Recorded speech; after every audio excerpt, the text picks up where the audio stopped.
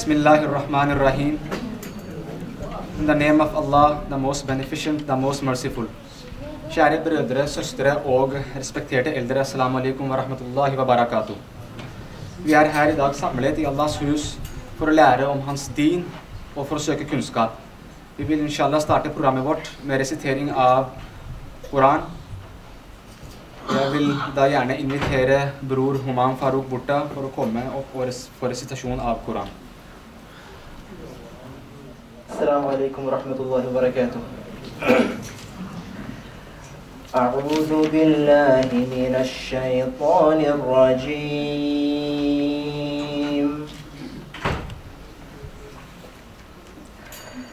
بسم الله الرحمن الرحيم.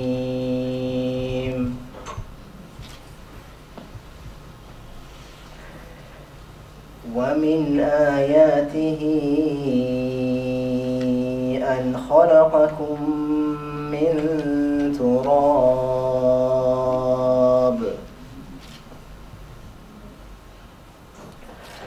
ومن آياته أن خلقكم من تراب ثم إذا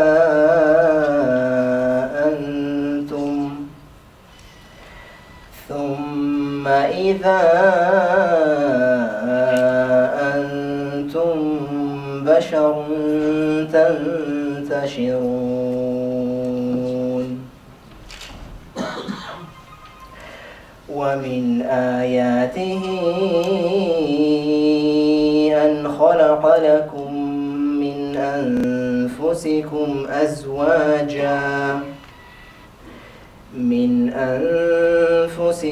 أزواجا لتسكنوا إليها وجعل بينكم مودة ورحمة إن في ذلك لآيات لقوم يتفكرون. ومن آياته خلق السماوات والأرض واختلاف ألسنتكم وألوانكم إن في ذلك لآيات للعالمين.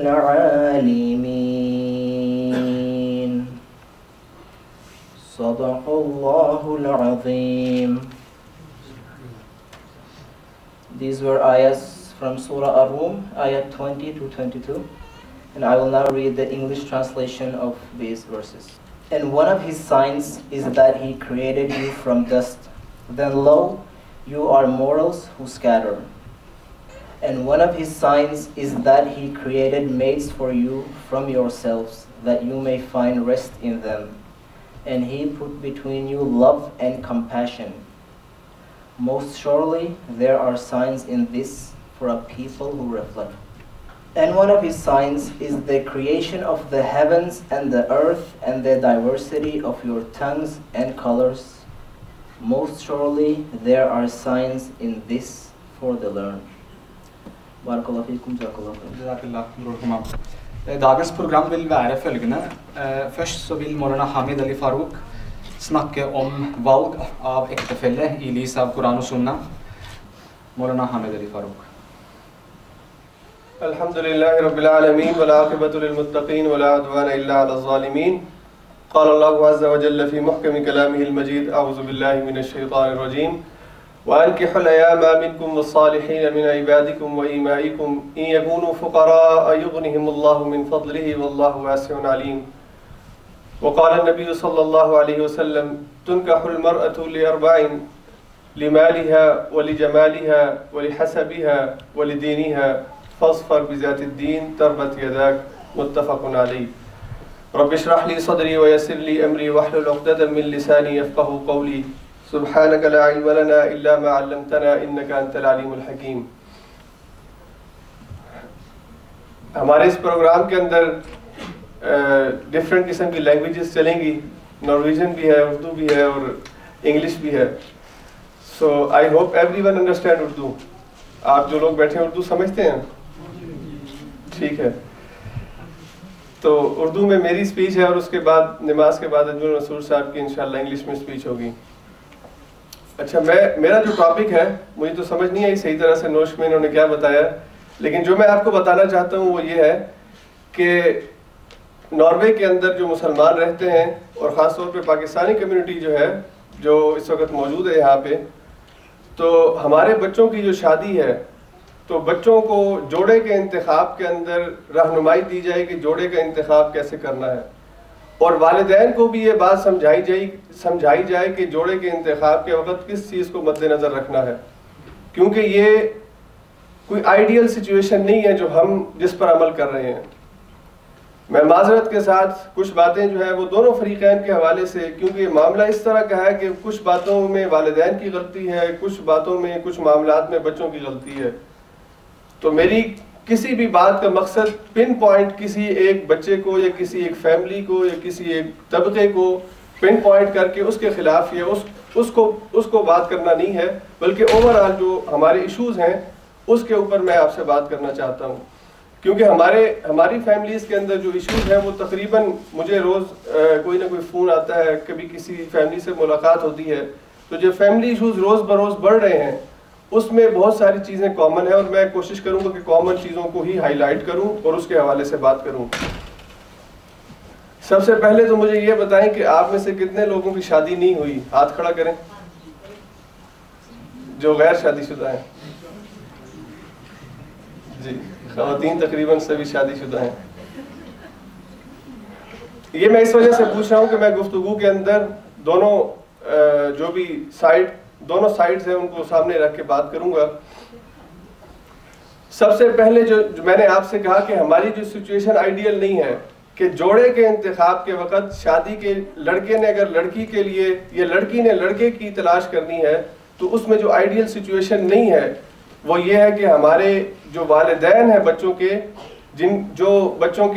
جنہوں نے شادی کرنی ہے، جو والدین ہیں وہ بچوں سے زیادہ اس کے اندر انوالو ہوتے ہیں.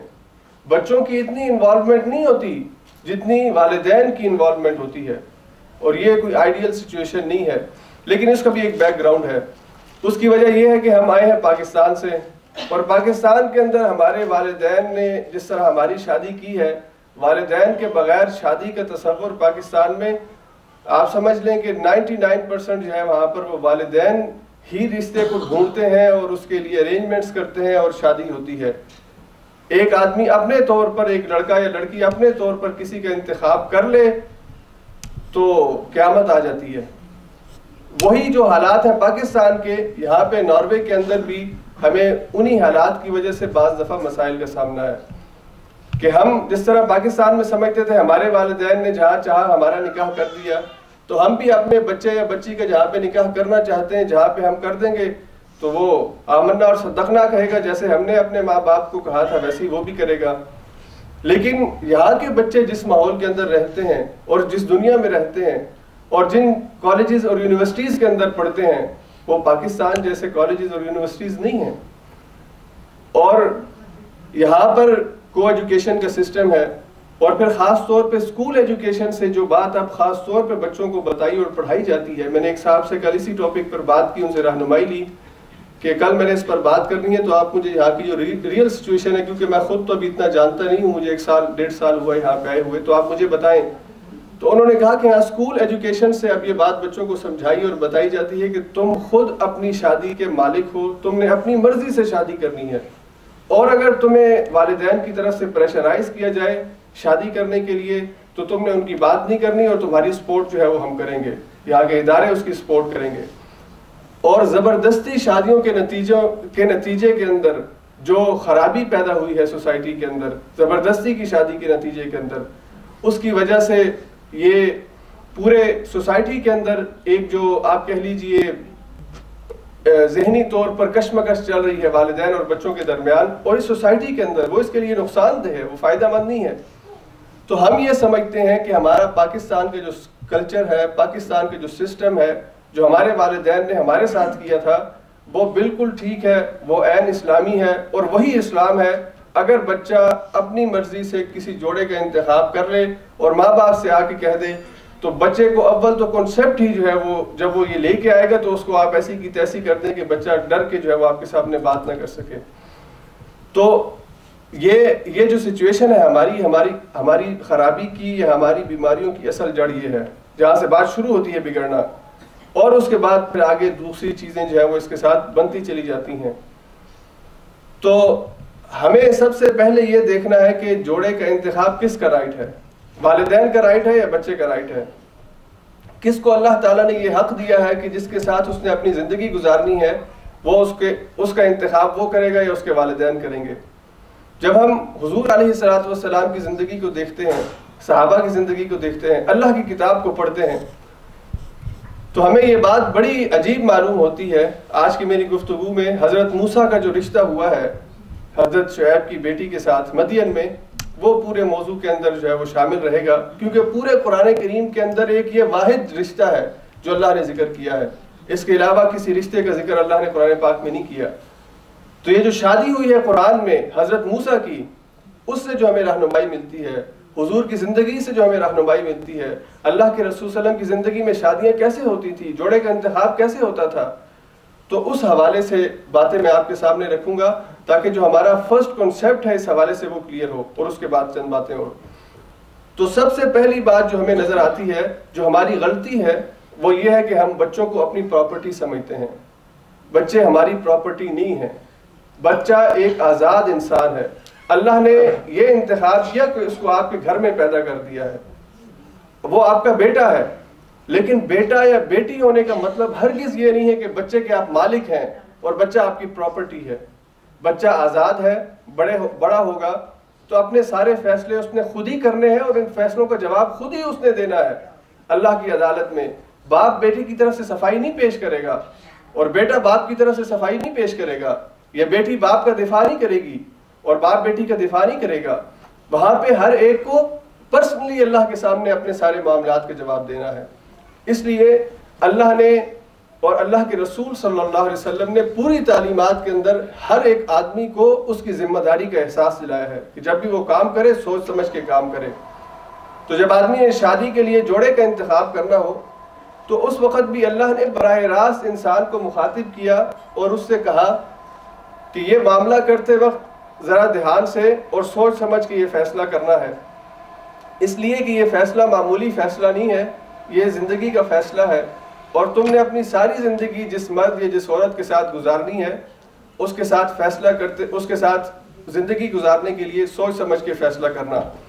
تو ہم یہ سمجھتے ہیں, پیرنٹس جو ہیں وہ یہ سمجھتے ہیں کہ بچے ہماری پراپرٹی ہیں, ہماری ملکیت ہیں, اس لیے ہم جو فیصلہ ان کے بارے میں کریں گے وہ فیصلہ منوان اس کو قبول کر لیں گے. سب سے پہلی غلطی, سب سے پہلا غلط کنسپٹ ذہن سے نکال دیجئے. بچے آزاد ہیں, بچے کسی والدین کی پراپرٹی نہیں ہیں. بچے اللہ نے ان کو آزاد پیدا کیا ہے اور آزاد حیثیت میں اللہ ان سے سوال کرے گا. حضرت نوح کا واقعہ قرآن کریم میں اللہ نے ذکر کیا ہے. حضرت نوح کے جو بیٹے تھے تو اب اللہ کے نبی ہیں اور ان کا بیٹا ہے, سیدھے رستے پر نہیں ہے. تو اللہ کے نبی نے قرآن میں یہ نہیں کہا کہ میں تجھے آگ کر دیتا ہوں, تو نافرمان ہو گیا ہے, تو نے میری بات نہیں مانی, جا تجھے میں گھر سے نکالتا ہوں, اپنی پراپرٹی سے نکالتا ہوں, یہ کرتا ہوں وہ کرتا ہوں. کچھ بھی نہیں کہا. اس کو برابر سمجھاتے رہے کہ بیٹا جس رستے پر تو چل رہا ہے یہ رستہ غلط ہے, یہ تباہی اور بربادی کا رستہ ہے, واپس آ جا, سیدھے رستے پر آ جا. لیکن اس کو اپنا اور اس کے بیٹے کا جو تعلق ہے اس کو ختم نہیں کیا, اور باوجود اس کے کہ وہ غلط رستے پر تھا اس کے باوجود اللہ سے دعا کی کہ اللہ تو نے مجھ سے وعدہ کیا تھا کہ تو میرے اور میرے بچوں کو, میری فیملی کو بچا لے گا, تو اب یہ ساری قوم تباہ ہونے لگی ہے, تو مجھے اور میری فیملی کو بچا لے. تو اللہ نے فرمایا کہ نوح تیری فیملی کے اندر وہی شامل ہے جو تجھ پر ایمان لے آیا, جو تجھ پہ ایمان نہیں لایا اس کے ساتھ ہمارا وعدہ نہیں تھا. تو حضرت نوح علیہ السلام نے باوجود اس کے کہ ان کا بیٹا نافرمان تھا اس کے ساتھ تعلق ختم نہیں کیا. ہم شادی کے معاملات کے اندر والدین بیٹوں سے یا بیٹے والدین سے جب تعلق توڑتے ہیں اور اس کو اپنا رائٹ سمجھتے ہیں تو یہ بہت بڑا گناہ کا کام کرتے ہیں. یہ تو بہت بڑی بات ہے, دین کی بات ہے. اگر بیٹا کافر ہو گیا نعوذ باللہ, والد دین سے پھر گیا نعوذ باللہ, تو پھر بھی یہ تعلق نہیں ختم ہو سکتا. اللہ کے رسول نے ان صحابہ کو جن کے والدین کافر تھے یہ جن کے بچے کافر تھے ان دونوں کو یہ بات سمجھائی کہ دین قبول کرنے کا مطلب ہرگز یہ نہیں کہ تمہارے خاندانی تعلق ختم ہو جائیں گے، ٹوٹ جائیں گے، بلکہ یہ دین تمہیں سکھاتا ہے کہ اس تعلق کو اور مضبوط کرو اور ہمدردی کے نتیجے میں، اپنے اخلاق کے نتیجے میں ان کو اپنے دین کی طرف مائل کرو۔ تو صرف شادی کے جھگڑوں پر والدین سے ناراض ہو جانا یا والدین اپنے بچوں کو آگ کر دیں، یہ تو انتہا درجے کی جہالت ہے، اور اس کو ہم اسلام سمجھنا شروع کر دیں کہ یہ ہمارا اسلام ہے۔ تو اس بنیاد کے اوپر کسی سے تعلق جو ہے وہ ختم نہیں ہوگا۔ اب میں آتا ہوں اس صورت کی طرف، اس واقعے کی طرف، اس رشتے کی طرف جوڑے کے انتخاب میں، اور اس میں 7 باتیں ہیں، اور وہی 7 باتیں ہم انہی میں جب کمی کرتے ہیں تو رشتے کے انتخاب میں غلطی کر جاتے ہیں۔ حضرت موسیٰ علیہ السلام جب مدین گئے ہیں، آپ کے ذہن کے اندر اگر وہ سارا واقعہ ہو کہ حضرت موسیٰ سے ایک آدمی قتل ہو گیا تھا بنی اسرائیل کا، اور اس آدمی نے جس کا قتل ہوا تھا اس کا ایک گواہ تھا جس نے حضرت موسیٰ کو دیکھا تھا کہ حضرت موسیٰ کے ہاتھوں ایک آدمی قتل ہوا ہے، تو اس نے شور کر دیا کہ یہ جو کل آدمی قتل ہوا تھا اس کے قاتل موسیٰ ہے۔ تو موسیٰ علیہ السلام وہاں سے نکلے اس شہر سے، کیونکہ پتہ تھا کہ اب یہ پکڑ کے مار دیں گے، تو اپنی جان بچاتے ہوئے مدین پہنچے، اور مدین میں حضرت موسیٰ علیہ السلام جب پہنچے تو ایک نہر کے کنارے یا دریا کے کنارے جہاں پہ جانوروں کو پانی پلایا جاتا تھا، تو درخت کے سائے میں وہاں پہ بیٹھے ہیں، اور وہاں پر درخت کے سائے میں جب بیٹھے تو دیکھا کہ لوگ اپنے جانوروں کو پانی پلا رہے ہیں، اور 2 خواتین ہیں، 2 لڑکیاں ہیں کہ جو اپنے جانوروں کو پانی نہیں پلا سکتی۔ تو حضرت موسیٰ نے ان سے کہا ما خطبکما، سارے پانی پلا کے جا رہے ہیں، تم کیوں نہیں اپنی بھیڑوں بکریوں کو پانی پلاتی ہو، یہاں پہ کیوں کھڑی ہو؟ تو انہوں نے کہا لا نسقی حتی یصدر الرعاء وابونا شیخ کبیر، ہم اس سوسائٹی کے اندر رہتے ہیں جہاں پہ عورت کی عزت نہیں ہوتی، تو ہمیں معلوم ہے کہ اگر ہم اس بھیڑ میں جائیں گے تو ہماری ناموس اور عزت جو ہے وہ محفوظ نہیں رہے گی، تو ہم اپنی شرم حیا کی خاطر یہاں پہ کھڑی ہیں کہ جب سب مرد پانی پلا کے چلے جائیں گے تو ہم اپنی ان بھیڑ بکریوں کو پانی پلائیں گی اور واپس چلی جائیں گی۔ حضرت موسیٰ نے یہ سنا تو وہ اپنے ساتھ ان بھیڑ بکریوں کو لے گئے، پانی پلا کے ان سے کہا کہ جاؤ ان کو ساتھ واپس لے جاؤ۔ اب یہ بچیاں جب گھر گئی ہیں، دونوں لڑکیاں جب گھر گئی ہیں، تو انہوں نے گھر جا کے اپنے والد کو یہ بات بتائی ہے کس طرح یہ معاملہ ہوا ہے، اور والد نے ان سے جب یہ ساری بات سنی ہے تو بیٹی کی تجویز پر، بیٹی کے کہنے پر انہوں نے حضرت موسیٰ کو جو ہے وہ بلایا ہے، اور پھر وہاں سے ان سے بات چیت کی ہے کہ ٹھیک ہے تم یہاں پہ آئے ہو، یہ مسئلہ ہے تمہارے ساتھ، تو تم اس طرح کرو کہ تم 8 سال کے لیے یہاں پر ملازمت کر لو میرے پاس، اور 8 سال کے بعد تمہیں جو ہے وہ میری ملازمت سے جانے کی اجازت ہوگی، اس کا بدلہ یہ ہے کہ میں اپنی ایک بیٹی کا نکاح جو ہے وہ تمہارے ساتھ کروں گا۔ حضرت موسیٰ کا ان کی بیٹی سے نکاح ہوتا ہے، اور حضرت موسیٰ وہاں پہ 8 سال گزارنے کے بعد پھر واپس جو ہے وہ مصر کی طرف نکلتے ہیں، بنی اسرائیل کی طرف۔ اس واقعے کے اندر جو پہلو ہیں رشتے کے انتخاب کے حوالے سے 7 پوائنٹ ہیں، ان کے اوپر میں بات کروں گا۔ سب سے پہلی چیز جو ہماری رشتوں کے یا جوڑوں کے انتخاب کے اندر رکاوٹ ہے وہ کیا ہے کہ ہم اپنی ذات اور برادری سے باہر نہیں نکلتے۔ ہماری ذات اور برادری سب سے بڑی چیز ہوتی ہے، باقی چیزیں بعد میں ہوتی ہیں۔ ہم جٹ ہیں تو جٹ فیملی کے اندر نکاح ہوگا، ہم بٹ ہیں تو ہم راجپوت سے نکاح نہیں کر سکتے، ہم شیخ ہیں تو ہم چودھری کے ساتھ نکاح نہیں کر سکتے۔ یہ سب سے بڑی رکاوٹ ہوتی ہے پہلی رشتے کے انتخاب کے اندر۔ یہاں پہ دیکھیے ایک لڑکی ہے وہ مدین کی رہنے والی ہے، اور لڑکا بنی اسرائیل سے آیا ہے، اور اگر آپ ان دونوں تہذیبوں کا مطالعہ کریں تو اس کے اندر یہ بات آپ کو بڑی واضح نظر آئے گی کہ مدین والے عرب لوگ جو تھے وہ اپنوں میں شادی کرنے کو اور بنی اسرائیل اپنوں سے باہر شادی کرنے کو بڑا ہی کوئی غلط کام سمجھتے تھے۔ تو سب سے پہلی جو قید تھی، جو سب سے پہلی گمراہی تھی، اس کو اللہ کے نبی نے اس کو توڑا، اور یہاں پہ بتایا کہ مختلف تہذیبوں والے، مختلف کلچرز والے وہ آپس میں مل سکتے ہیں، نکاح کر سکتے ہیں۔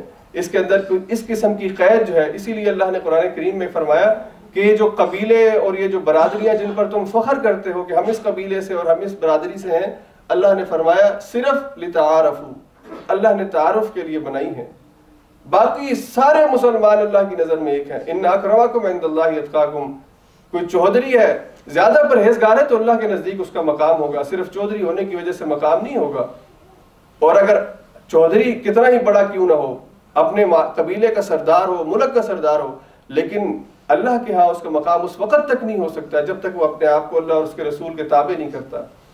تو سب سے پہلی جو بات اللہ نے یہاں پہ سمجھائی کہ دیکھو دو مختلف تہذیبوں اور دو مختلف علاقوں کے لوگوں نے آپس میں شادی کی اور نکاح کیا، اور اس وقت بھی ریزسٹنس بہت بڑی تھی کہ وہ باہر نکاح نہیں کیا کرتے تھے، تو ان دونوں کو اللہ نے جوڑا ہے۔ دوسری بات جو اس کے اندر آپ دیکھیے، جو ہماری فیملیز کے اندر بہت بڑا ایشو ہوتا ہے کہ ہمارے رشتے فیملیز انوالومنٹ کے ذریعے ہوتے ہیں، یہ رشتہ فیملی کی انوالومنٹ کے بغیر ہوا ہے۔ حضرت موسیٰ سے وہ لڑکیاں براہ راست ملی ہیں، اور لڑکیوں نے جا کے اپنے والد کو بتایا ہے کہ اس طرح آج ہمارے ساتھ ہوا ہے کہ ایک لڑکے نے جو وہاں پر آیا تھا اس نے ہماری بکریوں کو پانی پلایا ہے۔ تو اس کے اندر جو ہے وہ جو انوالومنٹ ہے فیملیز کی وہ نہیں ہے۔ اس کا مطلب یہ نہیں ہے کہ فیملیز کی انوالومنٹ نہیں ہونی چاہیے، قطعاً یہ مطلب نہیں ہے، لیکن اس کا مطلب یہ ضرور ہے کہ فیملی کی انوالومنٹ کے بغیر نکاح ہو سکتا ہے، رشتہ ہو سکتا ہے۔ فیملی کی انوالومنٹ ہوتی ہے، اچھی بات ہے، ہونی چاہیے، زیادہ انڈرسٹینڈنگ ڈیولپ ہوتی ہے، لیکن یہ سمجھا جائے کہ فیملی کی انوالومنٹ کے بغیر، یعنی جب بچہ یا بچی اپنے والدین کو یہ بتاتا ہے کہ مجھے یہ لڑکا یا لڑکی پسند آئی ہے، تو والدین سب سے پہلے جو یہ سوچنے کی بجائے کہ ہو سکتا ہے ٹھیک ہی ہو، سب سے پہلے جو سوچ آتی ہے وہ یہ آتی ہے کہ اس نے یہ اس کو تلاش کیسے کر لیا ہے، یہ اس نے رشتہ ڈیولپ کیسے کر لیا ہے، اس کی ہمت اور جرت کیسے ہوئی ہے کہ یہ کسی لڑکے یا لڑکی کے حوالے سے ہمارے سامنے آ کے بات کرے کہ میں یہاں پہ نکاح کرنا چاہتا ہوں۔ تو یہاں پہ اللہ نے یہ بات سمجھائی ہے کہ براہ راست لڑکا اور لڑکی جب آپس میں ملے ہیں، ایک دوسرے سے تعارف ہوا ہے، اور کس بیس پر ہوا ہے وہ بھی آگے آ رہا ہے۔ اس کے اندر فیملی کی انوالومنٹ کے بغیر جو ہے وہ رشتہ ہو سکتا ہے، یہ کوئی خلاف اسلام بات نہیں ہے۔ ہماری تہذیب، ہمارا کلچر، اس کو ایک سائڈ پہ رکھ دیجئے، ہم یورپ میں رہتے ہیں، اور اس معاشرے کے اندر ہمارے بچوں کو جو چیلنجز درپیش ہیں اور ہمیں جو چیلنجز درپیش ہیں ان کو دیکھتے ہوئے ہم نے وہ کام کرنا ہے جس کی اسلام ہم کو اجازت دیتا ہے۔ جہاں پہ اسلام کی طرف سے رکاوٹ ہے وہاں پہ ہم کھڑے ہوں گے، جہاں پہ اسلام کی طرف سے رکاوٹ نہیں ہے، ہماری برادری، ہمارا کلچر، ہماری عادت رکاوٹ ہے، تو اپنی عادتوں کو اور اپنے کلچر کو اور اپنی طبیعتوں کو بدلنے کی کوشش کرنی چاہیے۔ تیسری چیز جو ہمیں اس کے اندر نظر آتی ہے کہ لڑکی جب واپس گئی ہے اپنے باپ کے پاس، تو اس نے اپنے باپ کو خود یہ ساری کہانی سنائی ہے اور باپ کو خود بتایا ہے۔ ہم میں سے کتنے گھرانوں کے اندر لڑکیاں اپنے باپ کو خود بتا سکتی ہیں کہ ابا جان میں اس کلاس کے اندر پڑھتی ہوں، میں اس جگہ پہ کام کرتی ہوں، یہ لڑکا اچھا مسلمان لڑکا ہے، میں اس کے ساتھ نکاح کرنا چاہتی ہوں۔ بچیوں کے اندر حوصلہ نہیں ہوتا، بچیاں اس طرح کی باتیں یا لڑکے اس طرح کی باتیں اپنے دوستوں کے ساتھ شیئر کر لیں گے، اپنے والدین کے ساتھ شیئر نہیں کریں گے۔ اس لڑکی نے براہ راست جا کر اپنے والد کو یہ بات بتائی ہے کہ ابا جان وہ لڑکا وہاں پہ ہمیں ملا ہے، اس نے ہمارے ساتھ یہ معاملہ کیا ہے، تو آپ جو ہے وہ اس لڑکے کو بلائیے۔ تو براہ راست یہ جو ایک پیغام ہے اس کتاب کے ذریعے سے، اس رشتے کے ذریعے سے، کہ اس میں لڑکے اور لڑکی کی ملاقات، اور پھر لڑکی خود جا کے اپنے والد کو بتا رہی ہے کہ ابا جان اس لڑکے نے ہماری مدد کی ہے اور آپ اس کو بلائیے۔ ہمارے گھرانوں کے اندر کسی بھی طرح سے لڑکے اور لڑکی کے تعلق ہو، میں قطعاً یہ بات نہیں کہہ رہا، بار بار کہہ رہا ہوں کہ ملاقات پہلے لڑکے اور لڑکی کو کرنی چاہیے اور خود آ کے والدین کو بتانا چاہیے، لیکن جو ریئل پرابلم ہے، جو حقیقت ہے اس وقت، وہ یہ ہے کہ آپ پاکستان میں جب تھے تو آپ کالج میں، یونیورسٹی میں کسی لڑکی سے اس طرح بیٹھتے ملاقات نہیں کرتے تھے۔ یہاں پہ ملاقاتیں ہوتی ہیں، یہاں پہ بچے رات کو باہر رہتے ہیں گھروں سے، یہاں پہ بچے اور بچیاں آپس میں شادی کرنے کے لیے پہلے سے پلان کرتے ہیں، اور جب رشتہ لڑکے اور لڑکی کا 6 سال 5 سال پرانا ہو جاتا ہے تو پھر والدین کے سامنے بات لاتے ہیں، اور وہ بھی ڈرتے ہوئے کہ پتہ نہیں کیا ہو جائے گا۔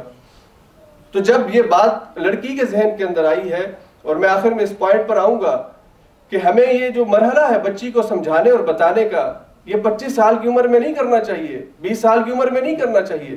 جب بچہ جوان ہوا ہے، شادی اس کی ضرورت بن گئی ہے، اور اس کی ضرورت کو مد نظر رکھتے ہوئے والدین کی مسلسل ذمہ داری ہے کہ وہ بچے کو اس حوالے سے اعتماد ملے کہ جب وہ نکاح کرنا چاہتا ہے، شادی کرنا چاہتا ہے، اور جس جگہ پہ کرنا چاہتا ہے، اس حوالے سے بچے بھی والدین کو اعتماد ملے اور والدین بھی بچوں کو اعتماد ملے۔ بچہ جوان ہوتا ہے 12 سال کی عمر میں، 13 سال کی عمر میں، اور وہ سارا مرحلہ جانتا ہے جو پاکستان میں اور آپ اس مرحلے پہ نہیں جانتے تھے۔ ایجوکیشن کے اندر سارا کچھ اس کو بتایا جاتا ہے، سیکس کیسے کی جاتی ہے، اس کی حفاظتی تدابیر کیا ہیں، مواقع فراہم ہو جاتے ہیں۔ تو اس بچے کو اس رستے سے بچانا اور اس کو ٹھیک رستے پر لانا، اگر آپ اس کے ساتھ والدین بات نہیں کریں گے تو وہ بچہ تو دوستوں کے ساتھ بات کرے گا، اور اپنے اس جنسی ضرورت کو پورا کرنے کے لیے، یہ ایک انسانی جسم کی ضرورت ہے، لڑکا ہو یا لڑکی ہو، دونوں کی ضرورت ہے کہ وہ اس اپنی جنسی ضرورت کو پورا کریں۔ تو اگر آپ ان کے رستے بند کرنے کی کوشش کریں گے تو وہ پھر کوئی اور راستہ تلاش کریں گے. لیکن اگر آپ ان کو اعتماد دیں گے, ان کے ساتھ اچھی انڈرسٹینڈنگ رکھیں گے, تو اپنی اس ضرورت کو جس کو انہوں نے پورا کرنا ہے, کہیں نہ کہیں کرنا ہے, اور ان کی کہیں پہ انڈرسٹینڈنگ جو ہے وہ ڈیولپ ہو گئی ہے, اور وہ کسی ایسی جگہ پہ نہیں ہوئی جو کافر ہے, جو بد کردار ہے. صرف فرق یہ ہے کہ لڑکی رشتہ لے کے آپ کے پاس آئی ہے, یا لڑکے نے آپ کے سامنے اس کا اظہار کیا ہے, تو صرف اس وجہ سے جو ہے وہ آپ رشتے کا انکار کر دیں کہ میں نے اپنے ذہن میں پلان بنایا تھا, یا لڑکی کی ماں یہ سوچے کہ میں نے اور میرے بندے نے پلان بنایا تھا کہ ہم رشتہ دیکھنے جائیں گے, پھر ہم ان کے سامنے ڈیمانڈز رکھا کریں گے, پھر وہ ہمارے گھر آئیں گے, پھر ہم یہ کریں گے, پھر وہ کریں گے. ہماری وہ ساری ترتیب تم نے تو اس کی تو کایا ہی پلٹ دی ہے, اور خود یہ سارے معاملے کر کے تم ہمارے پاس آ گئے ہو. تو اس کے اندر جو بات بہت اہم ہے, اس کے حوالے سے ہم سب کو یہ بات سمجھنی چاہیے کہ ہمیں اپنے بچوں کے ساتھ جو انڈرسٹینڈنگ ہے وہ اس وقت سے جب وہ جوان ہوتے ہیں اس ضرورت کو پورا کرنے کے لیے ان کے ساتھ رکھنی چاہیے. اور پھر ایک اور بات اس کے اندر جو بہت اہم ہے کہ جب لڑکی نے باپ کو بتایا ہے تو حضرت موسیٰ سے کوئی تعارف نہیں ہے باپ کا. باپ نے یہ نہیں کہا کہ اچھا تم بلاؤ, میں اس کا انٹرویو لوں گا, پھر دیکھوں گا, پھر یہ کریں گے, وہ کریں گے. کوئی بھی نہیں. لڑکی کے ساتھ ساری لڑکی کی بات سنی ہے. جو تعارف لڑکی نے باپ کو کروایا تھا, وہ تعارف سننے کے بعد باپ نے بیٹی کے اوپر اعتماد کیا ہے کہ جو میری بیٹی کہہ رہی ہے وہ ٹھیک کہہ رہی ہے, اور اسی وقت پلان کیا ہے کہ میں اپنی ایک بیٹی کا نکاح حضرت موسیٰ سے کر لوں گا. اور اس کے بعد جو اگلی بات جو بہت اہم بات ہے کہ حضرت موسیٰ کے پاس جب واپس آئی ہیں لڑکیاں بلانے کے لیے, تو 2 لڑکیاں نہیں آئیں, ایک لڑکی آئی ہے. حالانکہ سیفٹی کے اعتبار سے اس معاشرے میں جہاں پہ عورت کی عزت کو مسئلہ ہو تو 2 عورتوں کو بھیجنا زیادہ قابل اعتماد ہے یا ایک عورت کو. دونوں کو ساتھ میں بھیجنا زیادہ قابل اعتبار ہوتا ہے کہ لڑکی عورت ذات ہے, تو اگر یہ 2 ہوں گی تو زیادہ سیف رہیں گی. لیکن ایک کو بھیجتے ہیں, 2 کو نہیں بھیجتے. احداہما قالت احداہما تمشی علی استحیاء, ان میں سے ایک جو ہے وہ شرم و حیا کے ساتھ چلتی ہوئی حضرت موسیٰ کے پاس آئی اور ان سے کہا کہ ہمارے ابو آپ کو بلا رہے ہیں. تو باپ کو اس قدر اپنی بیٹی کے کریکٹر پر اعتماد ہو, یہ کب ہوگا؟ راتوں رات ہو جائے گا. خواب دیکھے گا رات کو اور صبح اٹھ کے کہے گا جو میری بیٹی کہہ رہی ہے ٹھیک ہے. نہیں, یہ پیدائش سے لے کر 20, 18, 25 سال جب بھی اس نے باپ کے سامنے یہ بات کی ہے, اس کا کریکٹر باپ کے سامنے ہے. اس لیے باپ اس کے کریکٹر پر اعتماد کر کے اس کو کہے گا تو ٹھیک کہتی ہے اور تو جا اکیلی اور اس کو بلا کے لا. یہ بچے کے اندر یہ کریکٹر ڈیولپ کرنے کے لیے شروع سے محنت کرنے کی ضرورت ہے. ہم شروع سے توجہ نہیں دیتے, ہم خود مصروف رہتے ہیں, خود بھی جاب کرتے ہیں, ہماری خواتین بھی جاب کرتی ہیں. جب ماں اور باپ جاب کرتے ہیں تو بچوں کی تربیت جو بہت بڑا ایشو ہے اس کو ہم مس کر دیتے ہیں. ہمارے جو بزرگ یہاں پر آئے تھے ان کو اس حوالے سے واقعی چیلنجز تھے, رہائش کا چیلنج, سیٹلمنٹ کا چیلنج, یہ چیلنج, وہ چیلنج. انہوں نے خود بھی کام کیا, ہماری ماؤں نے, خواتین نے بھی کام کیا. لیکن جو بچے اس سوسائٹی کے اندر پلے بڑے ہوتے ہیں ان کو یہ چیلنج نہیں ہوتا. ان کو گھر کے حوالے سے کوئی چیلنج نہیں ہے, ان کو جاب کے حوالے سے بھی کوئی اتنا بڑا چیلنج نہیں ہے. یہ ساری چیزیں ساتھ ساتھ سیٹل ہو جاتی ہیں. اس لیے ہم اپنی اولاد کی تربیت کا جو وقت ہے وہ پیسے کمانے میں لگاتے ہیں, اور جب بچے کی طرف سے کسی نافرمانی یا کسی غلط بات کو دیکھتے ہیں تو کہتے ہیں بچہ بڑا نافرمان ہو گیا ہے. آپ نے بچے کو فرما برداری سکھائی کب ہے؟ بچے کی تربیت کی نہیں ہے, بچے کو سمجھایا اور بتایا نہیں ہے, اور بچے نے کوئی ایسا کام کر دیا ہے تو شکوہ بچے سے کرتے ہیں. شکوہ بچے سے نہ کریے, اپنے آپ سے کریے. قصور آپ کا ہے کہ بچے کی تربیت کا حق آپ نے ادا نہیں کیا ہے. لیکن اس کے باوجود ساتھ میں یہ بات بھی کہوں گا کہ یہ مت سمجھیے کہ تربیت کی ہے تو اس کا مطلب یہ کہ 100/100 ہی ملیں گے. ہو سکتا ہے 100 میں سے 0 ملے. حضرت نوح سے زیادہ تربیت کس نے کی ہوگی؟ 950 سال محنت کی ہے لیکن اس کے باوجود بیٹا نہیں مانا. تو اس طرح بھی ہوتا ہے کہ والدین کی محنت کے باوجود, شفقت اور محبت کے باوجود, تربیت کے باوجود پھر بھی اولاد جو ہے وہ نافرمان نکلتی ہے. تو اس لیے بچوں کو جو کانفیڈنس ہے, بچوں کا جو اعتماد ہے, خاص طور پہ والدین کو لڑکیوں کی طرف سے اعتماد ہے, وہ ایک رات میں نہیں ملے گا, وہ تربیت کے نتیجے میں ملے گا. اس کی مسلسل تربیت اس کو اس قابل بنائے گی کہ وہ جہاں پہ فیصلہ کرے گی ٹھیک اور سوچ سمجھ کے فیصلہ کرے گی. اور یہاں پہ تو ہم ایسی سوسائٹی میں رہتے ہیں کہ یہاں پہ کوئی میرے چاچے مامے, خالہ پھوپھیاں, یہ سارے یہاں پر تو نہیں بستے ہیں. آپ میں سے ہو سکتا ہے کچھ فیملیز بہت بڑی تعداد میں یہاں پہ موجود ہوں, لیکن بہت ساری فیملیز ایسی کہ وہ اکیلی ہیں, لوگوں سے اس طرح تعارف نہیں ہے.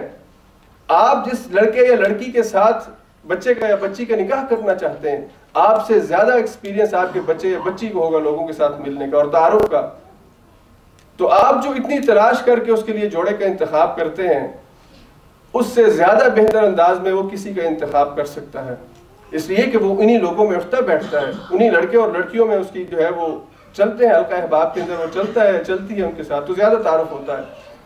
اور ایک اور اہم بات جو ہمارے خاندانوں کے اندر، ہمارے رشتوں کے اندر بہت بڑی رکاوٹ ہے، حضرت موسیٰ علیہ السلام مسافر ہیں، اسٹرینجر ہیں، اجنبی ہیں، دوسرے ملک سے آئے ہیں، سٹیزن شپ نہیں ہے، جاب نہیں ہے، کوئی خاندان بھی وہاں پہ نہیں رہتا، مدین میں مسافر آئے ہیں اور پانی کے کنارے پر بیٹھے ہیں، اس کو رشتہ دیا جا رہا ہے، مسافر کو، اجنبی کو۔ کس بنیاد پر دیا جا رہا ہے؟ ہم رشتہ کرتے ہیں سب سے پہلے دیکھتے ہیں اس کا خاندان کیسا ہے، جاب کیا کرتا ہے، اس کی سٹیٹس کیا ہے، اس کی پرسنالٹی کیسی ہے، فلاں ڈھمکا کرتے کرتے 12-13 چیزوں کی ہم لسٹ بناتے ہیں، اور اس لسٹ میں اگر ایک چیز بھی کم ہے تو رشتہ ریجیکٹ کر دیتے ہیں کہ اس کے ساتھ نہیں چلنے والی۔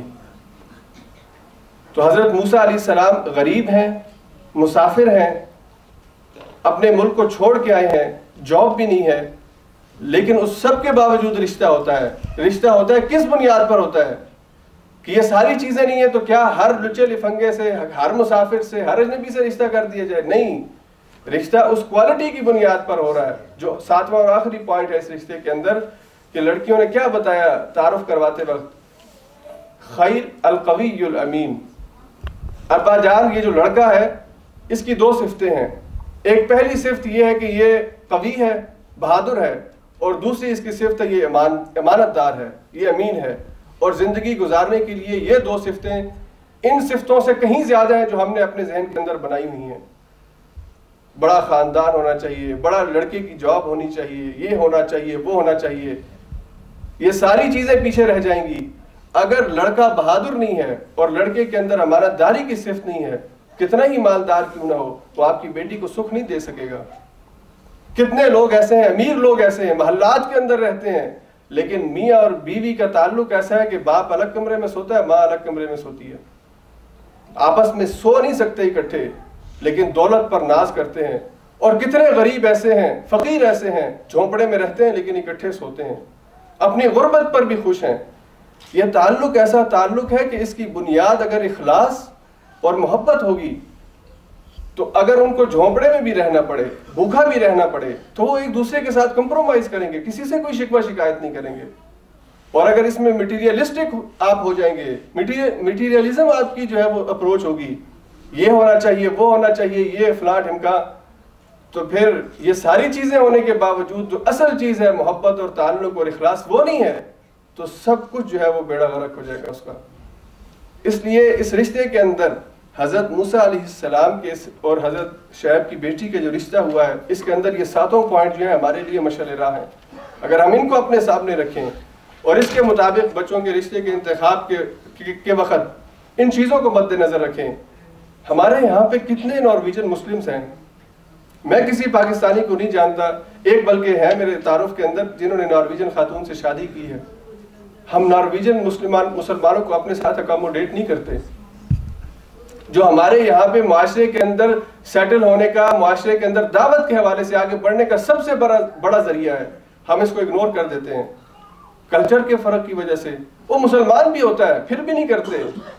نارویجن مسلمان لڑکے آ کے مجھ سے کہتے ہیں ہمارے رشتے کے لیے کہیں پہ بات کیجئے، ہم کسی مسلمان لڑکی سے رشتہ کرنا چاہتے ہیں، ان سے صومالین نکاح کر لے گا، ان سے کوئی عربی نکاح کر لے گا، لیکن ہمارے پاکستانی اس سے نکاح نہیں کریں گے۔ سب سے پہلی چیز جو اس رشتے میں اللہ نے بات سمجھائی ہے کہ جو بہت مختلف علاقوں سے آئے ہوئے لوگ ہیں، مصر سے اور مدین سے، ان دونوں کا آپس میں نکاح ہو سکتا ہے، تو دین کی بنیاد کے اوپر یہ علاقے، یہ زبان، یہ رنگ، یہ نسل، یہ برادری، یہ فلاں، یہ ڈھمکا، یہ ساری چیزیں ختم ہو سکتی ہیں۔ اور یہی ایک تعلق ہے ایمان کا جس کی بنیاد کے اوپر آپ آپس میں ایک دوسرے کے ساتھ مل سکتے ہیں۔ اس لیے میرے دوستوں اور میرے بزرگوں، میرے بھائیوں، حضور علیہ السلام نے جوڑے کے انتخاب کے لیے ایک حدیث میں رہنمائی فرمائی ہے، اور اس حدیث کے اندر اللہ کے رسول نے فرمایا کہ 4 چیزیں ہیں، جب رشتے کے وقت وہ 4 چیزیں دیکھی جاتی ہیں اور اس کی وجہ سے عورت سے نکاح کیا جاتا ہے۔ پہلی چیز لیمالیہا، عورت کا مال و دولت، عورت کا سٹیٹس جو ہے وہ مال و دولت کتنی مالدار ہے اس کو چیک کیا جاتا ہے. اور اس کے بعد دوسری چیز لحسبھا، عورت کا حسب نسب، کس خاندان سے تعلق رکھتی ہے، برادری کون سی ہے. ہماری برادری ہے اٹس اوکے، برادری دوسرے نمبر پر. تیسرے نمبر پر لجمالھا، اس کے حسن اور خوبصورتی کا بھی ایک فیکٹر ہوتا ہے کہ اس وجہ سے عورت سے شادی کی جاتی ہے. بعض شادیاں جو ہیں وہ صرف حسن کی بنیاد پر ہوتی ہیں. اور چوتھے نمبر پہ حضور نے فرمایا لدینھا، بعض شادیاں دین کی بنیاد پر بھی ہوتی ہیں کہ جو دین میں بہت اچھا ہے، متقی اور پرہیزگار ہے، اس بنیاد پر بھی شادی ہوتی ہے. فاظفر بذات الدین، حضور نے فرمایا ان چار میں سے دین کا انتخاب کر لو، تربت یداک، تیری دنیا بھی سنور جائے گی، تیری آخرت بھی سنور جائے گی. اور دین کی بنیاد پر جو، اور کریکٹر کی بنیاد پر اور تربیت کی بنیاد پر جو رشتہ ہوتا ہے، پھر وہاں پہ گلے شکوے نہیں ہوتے. وہاں پہ 2 وقت مل جائے تب بھی اللہ کا شکر ہوتا ہے، اور 2 دن کا فاقہ کرنا پڑ جائے تب بھی اللہ کا شکر ہوتا ہے. اور حضور علیہ الصلوۃ والسلام کی زندگی سے، صحابہ کی زندگی سے پریکٹیکل یہ چیزیں موجود ہیں. اس میں کوئی ایسی بات نہیں ہے کہ یہ بات ناممکن ہے، ہوئی نہیں ہے، ہو نہیں سکتی ہے. ہوئی ہے، ہو سکتی ہے. بس ہمیں یہ کام کرنا ہے کہ ہم نے آگے بڑھ کے اپنے اندر حوصلہ پیدا کرنا ہے.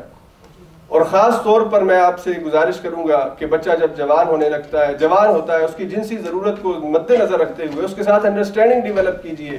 بچہ بجائے کسی دوسرے سے بات کرنے کے، آپ سے بات کرنے کو اعتماد کے ساتھ آپ کے ساتھ بات کر سکے، اپنے مسائل آپ کے ساتھ شیئر کر سکے، اور بجائے آپ سے چھپ چھپ کے بات کرنے کے. اور ایک اور چیز اس کے اندر بھی کی جا سکتی ہے کہ جب آپ لڑکے کے حوالے سے مطمئن ہوں کہ لڑکا ٹھیک ہے جس کے ساتھ لڑکی کا انتخاب ہوا ہے، یا لڑکی نے جس کا انتخاب کیا ہے، تو بجائے اس کے کہ شادی کو بہت زیادہ ڈیلے کیا جائے اور اس تعلق کو غیر شرعی قرار دے دیا جائے، کیونکہ جب تک نکاح نہیں ہوتا لڑکے اور لڑکی کے آپس میں ملنا تنہائی کے اندر وہ مناسب نہیں ہے، غیر اسلامی ہے، غیر شرعی ہے، تو اس کا نکاح کر دیا جائے تاکہ اس تعلق کو ایک قانونی حیثیت مل جائے. ان دونوں کو ملتے ہوئے بھی آپس میں کوئی شرم اور ہچکچاہٹ نہ ہو، اور لوگوں سے نظریں نہ چھپاتے پھریں. اور جب وہ آپ مناسب سمجھیں کہ وہ اپنے پاؤں پہ کھڑا ہو سکتا ہے، اپنے معاملات کو سنبھال سکتا ہے، تو پھر اس کو آپ شادی کر دیجئے. یہ دوسرا جو شادی کے بعد کا ایشو ہے، جو خاندانوں کے اندر مسائل ہیں، یہ میرا ٹاپک نہیں ہے، اس پہ انشاءاللہ اجمل مسرور صاحب تفصیل کے ساتھ بات کریں گے. لیکن یہ مسائل تب پیدا ہوتے ہیں جب ہم رشتے کے انتخاب میں یہ ساری چیزیں جو ان کو نظر انداز کر دیتے ہیں. جب ان ساری 7 چیزوں کو نظر انداز کریں گے تو اس بنیاد پر جو رشتہ بنے گا اس رشتے کے اندر لازمی خرابی ہوگی، اور پھر وہ خرابی کس صورت میں اپنا رنگ دکھاتی ہے، اس تعلق کو خراب کرتی ہے، وہ نماز کے بعد انشاءاللہ اجمل مسرور صاحب اس کے اوپر بات کریں گے. تو ہمیں اپنے اور ایک اور چیز جس کو میں بہت مسنگ محسوس کرتا ہوں، بہت مسنگ ہے اس چیز کی ہمارے اس شادی کے معاملے میں، جوڑے کے انتخاب کے اندر، کہ سب سے زیادہ جو انوالومنٹ ہے، میں پھر بار بار یہ کہہ رہا ہوں کہ میری کسی بات کو آپ یہ مت سمجھیں کہ میں اس کو جو ہے وہ کسی کو پن پوائنٹ کر کے بات کر رہا ہوں، لیکن جو ایکچوئل سچویشن ہے کہ سب سے زیادہ انوالومنٹ لڑکے اور لڑکی کی ماں کی ہوتی ہے. حالانکہ قرآن کریم نے جس رشتے کا انتخاب آپ کو بتایا ہے، جو رشتہ مثال کے طور پہ دیا ہے، اس کے اندر نہ لڑکے کی ماں ہے نہ لڑکی کی ماں ہے. اور ہمارے گھروں کے اندر جب رشتے ہوتے ہیں تو ساری ڈیلنگ جو ہے وہ لڑکے کی ماں اور لڑکی کی ماں کر رہی ہوتی ہے. مرد جاب پر ہوتا ہے، گھر اتار کے اس کے یعنی گھر کے دروازے پہ اپنی بیوی کو اتار کے چلا جاتا ہے کہ تم بات چیت کر لو، جب فارغ ہو جاؤ گی مجھے بتانا، میں تمہیں ریسیو کر لوں گا. اور کبھی لڑکے سے براہ راست مرد جو ہے وہ تعارف نہیں کرتا جتنا تعارف وہ دونوں خواتین آپس میں ایک دوسرے کا کر لیتی ہیں. حالانکہ اس رشتے کے انتخاب کے وقت اللہ نے اس مثال میں یہ بات سمجھائی ہے کہ سب سے زیادہ اہم فرد لڑکا اور لڑکی کا باپ ہے، جو اس کو فائنل کریں گے، اور اس حوالے سے تفصیلات کے حوالے سے آپس میں بات کریں گے. تو اس لیے میری بات کا مطلب یہ نہیں کہ خواتین کو اس میں انوالو نہیں ہونا چاہیے، خواتین بھی اس کے اندر انوالو ہوں، لیکن یہ جو پہلو نظر انداز کیا ہوا ہے ہم نے، مردوں کی انوالومنٹ نہیں ہے. مرد اس کو اپنا درد سر نہیں سمجھتے. اور پھر بعد میں کہوں گا کہ شادی کے بعد جو خرابیاں پھر پیدا ہوتی ہیں وہ بھی پھر اسی وجہ سے بہت زیادہ پیدا ہوتی ہیں کہ مردوں نے پہلے اپنی انڈرسٹینڈنگ آپس میں ڈیولپ نہیں کی ہوتی. ہمارے پاس آتے ہیں روزانہ، ہمارے بھائی ہیں، ہمارے ساتھی ہیں، مجھے محسوس ہوتا ہے کہ مسائل اس وجہ سے پیدا ہوتے ہیں کہ مردوں کی آپس میں انڈرسٹینڈنگ نہیں ہوتی، اور خواتین کے آپس کے مسائل کی وجہ سے پھر وہ مردوں کے درمیان بھی لڑائی اور جھگڑے کا باعث بن جاتی ہے. اللہ نے اس انتخاب کے اندر اس جوڑے کی مثال کے ذریعے سے یہ بات سمجھائی ہے کہ اس کے اندر زیادہ جو انوالومنٹ ہے وہ مردوں کی ہونی چاہیے، آپس میں ایک دوسرے کے ساتھ جو ہے وہ انڈرسٹینڈنگ ہونی چاہیے. لڑکی کے باپ کو چاہیے کہ وہ اپنے داماد کے ساتھ دوستانہ تعلق استوار کرے، اس کے ساتھ اٹھے بیٹھے، اس کے ساتھ جو بھی اس کی بیٹی کے حوالے سے جو ایشوز ہیں وہ ڈسکس کرے، بجائے اس کے کہ لڑکی کی ماں کے ساتھ لڑائی جھگڑا شروع کر دے۔ اس لیے ہمیں اپنے رشتوں کے انتخاب کے اندر ان چیزوں کو مد نظر رکھنا چاہیے۔ اور میں اپنی بات کو ختم کروں گا، وقت تقریباً ختم ہو رہا ہے، ایک مثال کے ذریعے سے کہ ہمارے جو رشتے ڈیلے ہوتے ہیں بچوں کے، اس کے اندر بعض دفعہ بچوں کی خود بھی پڑھائی بھی وجہ ہوتی ہے، اور بچوں کی بعض دفعہ عادت بھی ہوتی ہے۔ یہ جو شادی کا معاملہ ہے نا، شادی ہر کسی کے لیے ایک جیسی حیثیت نہیں رکھتی، یہ بات بھی سمجھ لیں کہ ہر ایک کو لازمی شادی کرنی چاہیے۔ بعض لوگوں پر شادی کرنا حرام ہے، بعض لوگوں کو شادی سے منع کیا گیا ہے، اور بعض بچوں کو شادی جو ہے وہ فرض ہے، اور بعض بچوں کے لیے شادی جو ہے وہ آپ کہہ لیجئے کہ مستحب ہے، سنت ہے، اچھی بات ہے، کرنی چاہیے۔ تو یہ ڈیفرنٹ سٹیجز ہیں۔ فرض اس کے اوپر ہے کہ جو شادی نہیں کرے گا، حرام میں پڑنے کا اندیشہ ہے، اس پر فرض ہے لازمی شادی کرے، نہیں تو حرام کے اندر ملوث ہو جائے گا۔ اور حرام اس کے اوپر ہے جس کے اندر شادی کی اہلیت نہیں ہے، وہ شادی کر کے اپنا یا اپنی بیوی کا ٹائم مت برباد کرے۔ اور سنت ہر عام مسلمان کے لیے کہ جو عام مسلمان ہے، تو بچے کے مزاج کو یا بچی کے مزاج کو والدین سے زیادہ کوئی نہیں جانتا۔ بچے کا جب بچہ جوان ہوتا ہے تو اس کی عادات، اس کے مزاج والدین کے سامنے ہوتے ہیں، اس کے روز بروز جو اس کی جسمانی تبدیلی ہو رہی ہے، اور خاص طور پہ جو کالج لائف ہے، جو بہت اہم لائف ہے، اس حوالے سے بچے کے اندر جو تبدیلیاں آ رہی ہیں، معاشرے کے اندر اس کو جو اپرچونٹیز ہیں، اس سب کے باوجود ہم خاموشی سے بچے کو دیکھتے رہیں، اور جب بچہ یونیورسٹی فارغ ہو جائے یا یونیورسٹی کے دوران ہی اس کو اچھی جاب مل جائے، اور وہ آ کے ماں سے کہے کہ ماں میری جاب ہو گئی ہے اور میں اس سے رشتہ کرنا چاہتا ہوں، جس سے وہ کالج لائف سے اس کا تعلق تھا، تو ماں اس کو کہے کہ تیری کیسے ضرورت ہوئی، یا باپ اس کو کہے کہ تیری ایسی کی تیسی تو وہاں پہ نکاح کرنا چاہتا ہے۔ تو جب وہ جوان ہوا تھا، جب وہ کالج گیا تھا، اس وقت جب وہ تعلق پیدا ہوا تھا، اس وقت آپ کو محسوس بھی ہو رہا تھا کہ فون پر رات کو اتنی دیر تک باتیں کس سے کرتا ہے، یہ گھر سے باہر اتنی دیر تک کیوں رہتا ہے۔ اس سب کو آپ چپ کر کے نظر انداز کرتے گئے، اور جب وہ 5-6 سال کا تعلق بن گیا اور اب آپ اس کو کہتے ہیں کہ نہیں یہ نہیں ہو سکتا، تو آپ اپنے اوپر ظلم کر رہے ہیں، بچے کے اوپر ظلم کر رہے ہیں۔ اس لیے چیزوں کو ان کی جگہ پر رکھیے، اور جس وقت جس کام کو کرنے کا، جس قدم کو اٹھانے کا وقت ہو، اس وقت اس کام کو کیجیے۔ تو یہ جو ہماری شادیوں کے اندر ڈیلے ہے، اس کے حوالے سے ایک دلچسپ بات ہے، وہ آپ کے ساتھ شیئر کر کے بات کو ختم کرتا ہوں۔ ایک نوجوان کسی دوسرے ملک میں پڑھنے کے لیے گیا، پاکستان سے ناروے آیا پڑھنے کے لیے، تو یونیورسٹی میں اس کا داخلہ ہوا۔ دوست احباب جو اس کے ساتھ تھے، وہ سارے اس لڑکے کے کردار کی وجہ سے اور اس کے اخلاق کی وجہ سے لڑکوں نے کہا کہ بھئی ہم تمہاری شادی کروا دیتے ہیں یہاں پہ۔ تو اس نے کہا کہ ٹھیک ہے شادی کروا دو، لیکن شادی کروانے کے لیے ایک شرط ہے میری۔ انہوں نے کہا کیا شرط ہے؟ تو اس نے کہا کہ میری شرط یہ ہے کہ میں شادی اس لڑکی سے کرنا چاہتا ہوں جس میں یہ ساری صفات موجود ہوں، 30 سے 32 صفات، روزے اور صلات کی پابند ہو، حجاب کرتی ہو، بڑوں کا ادب کرتی ہو، ماں باپ کا خیال رکھتی ہو، شوہر کا خیال رکھنے والی ہو، فلاں ڈمکا کر کے 32 خصوصیات اس نے پرچے کے اوپر لکھی اور دوستوں کو دے دی کہ جب یہ لڑکی مل جائے تو میرے ساتھ نکاح کر دو۔ اب لڑکے پڑھ کے کہنے لگے کہ بھئی یہ تو ناممکن والی بات ہے، خوبیاں اور وہ بھی عورت میں اور وہ بھی ساری اکٹھی ایک میں، معذرت کے ساتھ۔ تو انہوں نے کہا کہ بھئی یہ رشتہ نہیں ملنے والا، یہ رشتہ نہیں ہو سکتا۔ تو 3 سال وہ یہاں پہ اپنی ڈگری ماسٹر کی کمپلیٹ کر کے تو واپس چلا گیا پاکستان گیا، ماں باپ نے اس سے بات کی، اس کو سمجھایا، تو خیر آہستہ آہستہ بچے کا ذہن بننا شروع ہوا، کیونکہ جب اس کی عمر زیادہ ہونا شروع ہوئی، 30 سے جب اوپر انسان جانا شروع ہوتا ہے، تو اس کو محسوس ہو گیا کہ یہ رشتہ تو اس طرح کا ملنے والا نہیں ہے۔ چلو ماں باپ اب اصرار بھی کر رہے ہیں شادی کرنے کا، تو ماں باپ سے کہا ٹھیک ہے جہاں پہ آپ کہتے ہیں وہاں پہ شادی کر دیں۔ شادی ہوگی لڑکے کی، تو پھر وزٹ پہ آیا ناروے، تو دوستوں نے اس سے کہا کہ کوئی شادی وادی ہوئی ہے، کوئی بچے وغیرہ کیا حساب کتاب ہے؟ تو اس نے کہا شادی ہو گئی ہے۔ تو سب حیران ہوئے کہ کیسی لڑکی ہے، ہمیں بھی اس سے ملواؤ جس میں یہ ساری صلاحیتیں، یہ ساری خوبیاں موجود ہیں جو تم ہم سے کہیں تھیں۔ تو ان سے کہتا ہے کہ یار اس کے اندر ساری صلاحیتیں، بس ایک صلاحیت نہیں ہے کہ وہ عورت نہیں ہے۔ یعنی عورت کا جو اصل امتیاز ہے کہ وہ مرد کا خیال رکھنے والی اور گھرداری کو سمجھنے والی ہو، وہ نہیں ہے۔ باقی وہ روزے کی بھی پابند ہے، نماز کی بھی پابند ہے، حجاب بھی کرتی ہے، بڑوں کا بھی ادب کرتی ہے، لیکن جو میری پرسنل ریکوائرمنٹ ہے، جو میری ضرورت ہے، جو میری عزت اور میرا احترام ہے اور میرا مقام اور مرتبہ ہے، وہ اس کے دل میں آج تک نہیں پیدا ہو سکا۔ تو یہ بیوی کا اصل مقام اور بیوی کا اصل حیثیت یہ ہے۔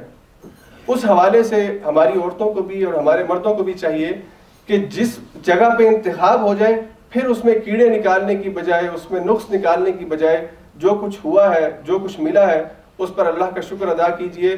اب یہ دیکھیے، یہ جو حضرت موسیٰ کے حوالے سے کمیاں زیادہ ہیں، خوبیاں کم ہیں۔ حضرت موسیٰ کے پاس پیسے نہیں تھے، جاب نہیں تھی، سٹیزن شپ نہیں تھی، کچھ بھی نہیں تھا، مسافر تھے، خاندان بھی نہیں تھا وہاں پہ۔ دو ہی صلاحیتیں تھیں، دو ہی خوبیاں تھیں، وہ طاقتور تھے اور وہ امانت دار تھے۔ تو خوبیوں کو دیکھ کر ان کا اعتراف کر کے ان پر اعتماد کیجئے، اور کمیوں کو دیکھ کر اور اس رشتے کو خراب کرنے کی کوشش مت کیجئے۔ انسان جب اپنی پرسنالٹی کو ڈیولپ کرنا چاہتا ہے تو اس کے اندر یہ جو شکر کا پہلو ہے، جتنا زیادہ ہوگا اتنا وہ زیادہ اپنے آپ کو ڈیولپ کر سکے گا۔ وہ آدمی بہت ہی زیادہ پرسکون اور خوشحال رہنے والا ہے پرسنالٹی وائز، جو آدمی جو کچھ ہے اس پر اعتماد کرنے والا ہو۔ وگرنہ سب کچھ اللہ نے ایک کو نہیں دیا، اور نہ ایک آدمی سب کچھ حاصل کر سکتا ہے۔ یہ رنگ برنگی کائنات ہے، اللہ کی تقسیم ہے، اللہ نے جیسا جس کو بنایا ہے اس کی اپنی حکمت ہے۔ ایک انسان اپنی مرضی سے اپنا رنگ تبدیل نہیں کر سکتا، اپنی ماں اور اپنے باپ کو نہیں بدل سکتا، اپنی قوم اور اپنی نسل کو نہیں بدل سکتا۔ یہ اللہ کی طرف سے فیصلے ہیں۔ اس لیے ان کو ایسے ہی قبول کیجئے، اور جیسی بیوی جس لڑکے کو اور جیسا لڑکا جس بیوی کو مل جائے تو وہ دونوں اپنے آپ کو دنیا کا حسین ترین انسان سمجھتے ہوئے دوسروں پر نظر ڈالنے کی بجائے اپنے اس رشتے کو مضبوط کرنے کی کوشش کریں۔ اسی سے اس کے اندر بہتری آ سکتی ہے، وگرنہ کمیاں نکالنا چاہیں تو کمیوں کے کوئی اس کا حساب نہیں ہے۔ اس لیے ہمیں پازیٹیو انداز میں جو چیز ملی ہے اس کا شکر ادا کرنا چاہیے، اور جو کمی ہے اس پر نظر اس سے اعراض کرتے ہوئے، اس سے صرف نظر کرتے ہوئے، اس کو بھلاتے ہوئے آگے بڑھنے کی کوشش کرنی چاہیے۔ میں آخر میں دوبارہ آپ سے ریکویسٹ کروں گا کہ میں نے ان ایشوز کو ڈسکس کیا ہے جو میرے سامنے کامن ہیں۔ اس میں اگر کوئی یہ سمجھا کہ میں نے یا کسی کو یہ بات سمجھ آئی کہ یہ ساری کہانی میری تھی تو میں اس سے معذرت خواہ ہوں۔ میں نے کسی کو پن پوائنٹ کر کے یہ بات نہیں کی ہے، اور خاص طور پہ میں بزرگوں سے کہنا چاہوں گا، پاکستانی سٹائل کو بدلیے، پاکستانی مزاج کو بدلیے، پاکستانی ماحول کو بدلیے۔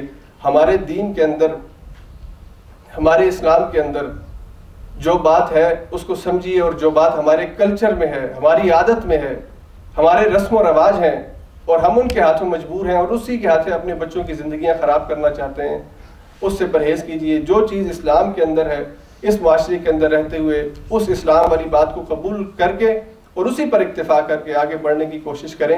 اگر ہم یہ مسائل جو پاکستان میں تھے ان کو یہاں پر بھی اسی طرح ڈسکس کرتے رہیں گے تو ہم اصلاح کی طرف، بہتری کی طرف نہیں جا سکیں گے۔ اس لیے میری گزارش ہے آپ سب سے کہ جو بچے یا بچیاں جن کا آپس میں ایک دوسرے سے تعلق ڈیولپ ہو چکا ہے، اس پر اللہ کا شکر ادا کرتے ہوئے اس میں خوبصورتی پیدا کرنے کی کوشش کریں، اور جو ابھی انتخاب ہونا باقی ہے تو اس مرحلے کے اندر یہ 7 پوائنٹ جو حضرت موسیٰ کے رشتے کے حوالے سے اللہ نے سورہ قصص میں بیان کیے ہیں، ان کو مد نظر رکھیے۔ اللہ آپ کی زندگیوں میں خوشیاں پیدا فرمائے۔ وآخر دعوانا الحمدللہ رب العالمین۔